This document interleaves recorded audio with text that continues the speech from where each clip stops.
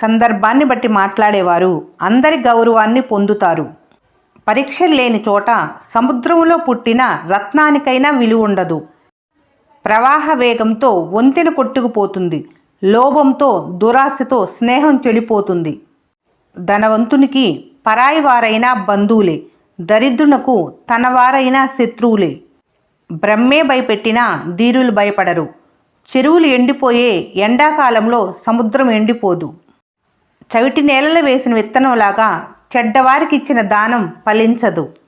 వాగ్దానం చేయటానికి వెనుకాడని వ్యక్తి చేసిన వాగ్దానాన్ని తప్పక నిలబెట్టుకుంటాడు. చెడ్డవారితో స్నేహం కంటే మంచివారితో విరోధమైన మంచిదే. దరిద్రం చావుకు మారుపేరుగా చెప్పబడుతుంది. దరిద్రుడి దగ్గర ధనం తీసుకోవటం చచ్చిన వాడిని చంపటం లాంటిది.